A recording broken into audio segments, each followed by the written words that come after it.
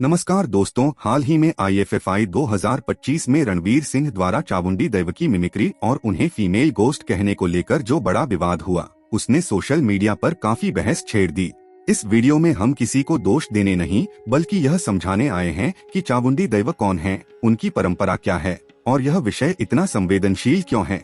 चामुंडी तटीय कर्नाटक के तुलुनाडु क्षेत्र में पूजे जाने वाले एक दैव यानी गार्डियन स्पिरिट हैं, जो प्राचीन भूता कोला परंपरा का हिस्सा हैं।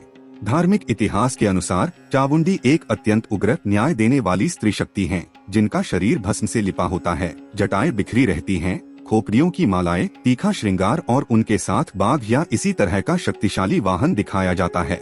वे सामान्य मंदिर मूर्ति नहीं बल्कि लोक दैवी हैं, जिनकी पूजा मिट्टी, जंगल और गांव की सामूहिक स्मृति से जुड़ी है। तुलुनाडु में भूता कोला अथवा भूत आराधने एक जीवित रिवाज है, जहां रात में भव्य वेशभूषा, नृत्य, ढोल, आग और मंत्रों के बीच किसी प्रशिक्षित साधक के शरीर में दैव अवतरित माने जाते हैं। चामुंडी जैसी दैवियां यहाँ केवल पूजी नहीं जाती बल्कि सीधे संवाद करने वाली न्याय देवी की तरह देखी जाती हैं। लोग अपने झगड़े, पारिवारिक विवाद और गांव के मसले इनके सामने रखते हैं और जो निर्णय देवी के मुख से निकलता है उसे अंतिम न्याय माना जाता है। इसीलिए दैव का किसी भी तरीके से अपमान करना स्थानीय समुदाय के लिए उनकी जीवित देवी परंपरा के साथ खिलवाड़ माना जाता है। कई लोक कथाओं में चामुंडी की उत्पत्ति किसी बड़े अन्याय, विश्वासघात या अपमान से जुड़ी है, जहां एक स्त्री या शक्ति का बलिदान होता है और बाद में वही शक्ति दैव बनकर लौटती है, जो अन्यायियों को दंड देकर गांव की रक्षा करती है। इसलिए चामुंडी को 3 बड़े प्रतीकों के रूप में देखा जाता है। गार्डियन स्पिरिट, जो जमीन, जंगल और समुदाय की रक्षा करती हैं। जस्टिस, जिनके सामने सच्चाई छुपाना कठिन माना जाता है और उनका निर्णय धर्म के पक्ष में होता है। फियर्स फेमिनिन पावर, जो दिखने में भयानक हो सकती है पर भीतर से संरक्षण और संतुलन की शक्ति है।